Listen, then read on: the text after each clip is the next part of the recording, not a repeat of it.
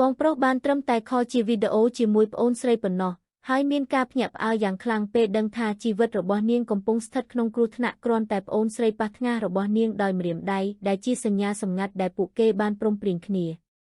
វាបានប្រែក្លាយថាមុនពេលរៀបការប្អូនស្រីតែងតែជួបប្រទះព័ត៌មានអំពីប្តីសម្លាប់ប្រពន្ធហើយកាត់សាកសពជាដុំដូច្នេះនាងបានធ្វើកិច្ចព្រមព្រៀងជាមួយបងប្រុសរបស់នាងថាប្រសិនបើនាងស្ថិតក្នុងគ្រោះថ្នាក់នាងនឹងប្រើកាយវិការនេះដើម្បីសុំជំនួយប៉ុន្តែចាប់តាំងពីស្ត្រីរៀបការចូលក្នុងគ្រួសារប្តីរបស់នាងបានរស់នៅក្នុងជីវិតដ៏វេទនាមិនត្រឹមតែនាងរងទុក្ខជារៀងរាល់ថ្ងៃពីអំពើហិង្សាដែលមិនសមហេតុផលរបស់ប្តីនាងប៉ុណ្ណោះទេគាត់ក៏បង្ខំនាងឲ្យស្នាក់នៅក្នុងផ្ទះផងដែរកាត់ផ្តាច់ទំនាក់ទំនងរបស់នាងជាមួយពិភពខាងក្រៅទាំងស្រុងសូម្បីតែអាហាររបស់នាងក៏បានមកពីស្លឹកបន្លែលួយនិងសាច់ខ្សោះរើសចេញពីធុងសម្រាមដើម្បីគេចចេញពីឋាននរកនេះឲ្យបានឆាប់តាមដែលអាចធ្វើទៅបានស្ត្រីនោះបានចំណាយប្រាក់$50ចុងក្រោយរបស់នាងនៅថ្ងៃបុណ្យនៃក្តីស្រឡាញ់ជ្រើសរើសកាដូដោយប្រុងប្រយ័ត្នសម្រាប់ប្តីរបស់នាងដោយគ្រាន់តែសង្ឃឹមថាគាត់អាចបន្ទន់ចិត្តហើយអនុញ្ញាតឲ្យនាងទៅលេងផ្ទះឪពុកម្ដាយរបស់នាងប៉ុន្តែដោយមិននឹកស្មានដល់ប្តីរបស់នាងបានចោទប្រកាន់នាងពីបទខ្ជះខ្ជាយលុយហើយវាយនាងយ៉ាងធ្ងន់ធ្ងររហូតដល់នាងលំពេងបានដាច់ហើយនាងបានស្លាប់យ៉ាងវេទនានៅផ្ទះបន្ទាប់ពីនោះប្តីរបស់នាងបានក្លែងបន្លំវិញ្ញាបនព្រមរណភាពដោយចៃដន្យហើយបានប្រើការស្លាប់របស់នាងដើម្បីទាមទារប្រាក់ធានារ៉ាប់រងយ៉ាងច្រើនប៉ុន្តែប្តីហិង្សាមិនដែលនឹកស្មានថាស្ត្រីនោះមិនបានស្លាប់ទេប៉ុន្តែបានកើតជាថ្មីនៅថ្ងៃបុណ្យនៃក្តីស្រឡាញ់ដើម្បីជៀសវាងការកើតឡើងវិញនៅសោកនាដកម្មនៃជីវិតមុនរបស់នាងស្ត្រីនោះបានលាក់កាដូដែលនាងបានទិញនៅក្នុងទូខោអាវយ៉ាងលឿនមិនយូរប៉ុន្មានប្តីរបស់នាងបានត្រឡប់មកផ្ទះវិញជាមួយម្ដាយរបស់គាត់បន្ទាប់មកគាត់បានបោះស្លឹកបន្លែលួយដែលនាងបានរើសឲ្យនាងជំរុញឲ្យនាងប្រញាប់ឡើងធ្វើម្ហូបប៉ុន្តែនៅពេលបន្ទាប់អ្វីដែលនាងខ្លាចបំផុតនៅតែកើតឡើងដោយមិនបានរំពឹងទុកប្តីរបស់នាងបានកត់សម្គាល់ឃើញប្រអប់ដឹកជញ្ជូនដែលមានកាដូយ៉ាងឆាប់រហ័សលាក់ទុកនៅក្រោមសាឡុងហើយភ្លាមនោះបានសួរនាងថាតើនាងបានទិញអ្វីមួយម្ដងទៀតឬអត់ស្ត្រីនោះបាននិយាយដោយភ័យខ្លាចថាក្រោយពេលរៀបការនាងមិនមានលុយមួយកាក់ទេថានេះគឺជាប្រអប់ដឹកជញ្ជូនតាំងពី3ឆ្នាំមុនហើយនាងទើបតែរកឃើញវាយកមកប្រើសម្រាប់ទុកដាក់ឬបែបនេះម្ដាយក្មេកក៏និយាយភ្លាមថាកូនប្រុសតើអ្នកមិនបានផ្ទេរប្រាក់$50ឲ្យនាងជាកាដូថ្ងៃបុណ្យនៃក្តីស្រឡាញ់ទេឬអីកុំឲ្យនាងខ្ជះខ្ជាយវាមានការបរិច្ឆេទនៅលើប្រអប់ដឹកជញ្ជូនមើលទៅស្ត្រីនោះកាន់តែភ័យជាសំណាងល្អការបរិច្ឆេទនៅលើប្រអប់ត្រូវបានគ្របដណ្ដប់ដោយស្នាមប្រឡាក់ដូចដែលនាងដកដង្ហើមធូរស្រាលបុរសនោះនៅតែដើរមករកនាងព្រមាននាងយ៉ាងសាហាវថាប្រសិនបើនាងហ៊ានចំណាយលុយនាងនឹងមិនបានឃើញថ្ងៃរះស្អែកទេគិតអំពីអ្វីដែលបានកើតឡើងក្នុងជីវិតមុនរបស់នាងស្ត្រីនោះបានស្បភ្លាមថាបើគ្មានការអនុញ្ញាតពីប្តីរបស់នាងទេនាងនឹងមិនចំណាយ$1ទេឃើញទឹកមុខពេញចិត្តរបស់ប្តីនាងស្ត្រីនោះដឹងថានាងត្រូវតែរកវិធីដើម្បីគេចចេញឲ្យបានឆាប់បើមិនដូច្នេះទេសោកនាដកម្មនៃជីវិតអតីតកាលរបស់នាងនឹងកើតឡើងម្ដងទៀតប៉ុន្តែនៅពេលនោះអ្នកដឹកជញ្ជូនបានមកដល់ទ្វារជាមួយនឹងភូមិផ្កាមួយដោយនិយាយថាវាត្រូវបានបញ្ជាទិញដោយស្ត្រីនោះប៉ុន្តែដោយសារតែគ្មានលុយទាំងស្រុងនាងគ្មានមធ្យោបាយបញ្ជាទិញផ្កាទ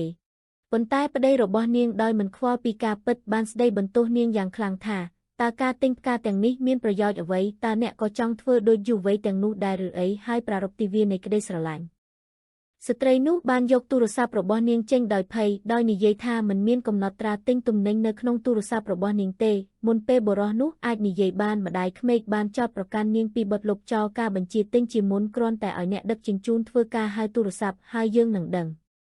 ងដោយចៃដន្យភ្លាមនៅពេលដែលអ្នកដឹកជញ្ជូនចុចលេខទូរស័ព្ទរបស់ស្ត្រីនោះចាប់ផ្ដើមរត់ក្រោមការទាមទារយ៉ាងខ្លាំងរបស់ប្តីនាងស្ត្រីនោះហៀបនឹងឆ្លើយដោយភ័យខ្លាចនៅពេលដែលអ្នកដឹកជញ្ជូនស្រាប់តែផ្អាកប៉ុន្តែទូរស័ព្ទរបស់ស្ត្រីនោះនៅតែរត់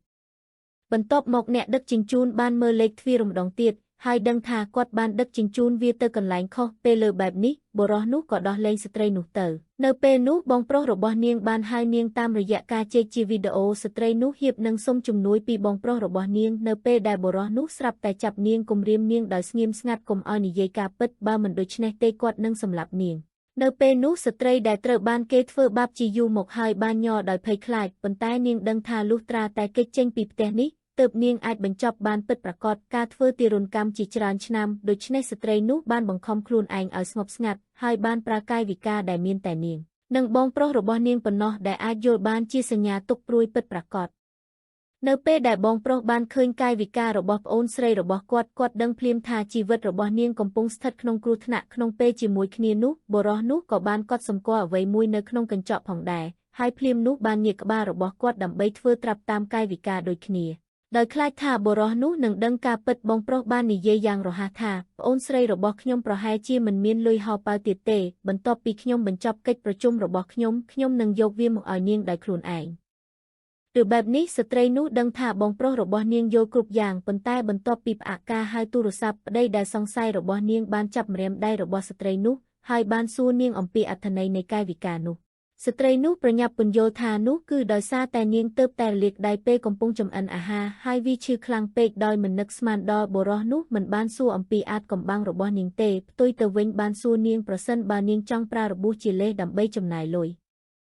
ស្ត្រីនោះបានពន្យល់ភ្លាមថាវាគ្រាន់តែជារបួសតូចតាចប៉ុណ្ណោះហើយនាងអាចលាងជម្រះវាដោយទឹកត្រជាក់ឬបែបនេះបុរសនោះក៏ដោះលែងនាងទៅដើម្បីកម្ចាត់បុរសហិង្សានេះឲ្យបានឆាប់តាមដែលអាចធ្វើទៅបានស្ត្រីនោះបានចាក់អំបិលទាំងអស់ទៅក្នុងអាំងលិចដោយចេតនាព្យាយាមប្រើឱកាសចុះទៅក្រោមដើម្បីទិញអំបិលដើម្បីរត់គេចខ្លួនប៉ុន្តែប្តីកំណាញ់របស់នាងមិនបានផ្ដល់ឱកាសឲ្យនាងទាល់តែសោះនៅក្នុងក្រសែភ្នែកដ៏គួរឲ្យភ័យខ្លាចរបស់ស្ត្រីនោះបុរសនោះបានរើសកាំបិតមួយបន្ទាប់មកបានបើកពាងអំបិលហើយស្ដីបន្ទោសនាងថាខ្ជះខ្ជាយដោយនិយាយថានាងមិនអាចបន្ថែមទឹកខ្លះចូលក្នុងពាងបានទេហើយចំអិនជាមួយទឹកអំបិលអស់សង្ឃឹមស្ត្រីនោះត្រូវតែគិតរកវិធីផ្សេងមិនយូរប៉ុន្មាននាងបានធ្វើឲ្យខរបស់ប្តីនាងសើមដោយចេតនាហើយខណៈពេលដែលគាត់កំពុងស្ដីបន្ទោសនាងយ៉ាងខ្លាំងនាងបានបើកចង្ក្រានដោយស្ងៀមស្ងាត់នាងចង់ប្រើឱកាសដើម្បីសម្ងួតខ្ទះចៀនហើយបង្កើតផ្សែងជាច្រើនភ្លាមនៅពេលដែលឧបករណ៍ចាប់ផ្សែងបានបន្លឺឡើងការគ្រប់គ្រងអចលនទ្រព្យនឹងបញ្ជូននរណាម្នាក់មកពិនិត្យហើយនាងនឹងមានឱកាសរត់គេចខ្លួនដោយធម្មជាតិប្រាកដណាស់ខណៈពេលដែលស្ត្រីនោះកំពុងយកខោស្អាតមកឲ្យប្តីរបស់នាងផ្សែងក្រាស់បានបន្លឺសំឡេងរត់នៅពេលដែលគាត់ដឹងថាស្ត្រីនោះជាអ្នកដែលទុកឲ្យខ្ទះឆេះស្ងួតបុរសនោះហៀបនឹងដាក់ទោសនាងនៅពេលដែលកណ្ដឹងទ្វារស្រាប់តែរត់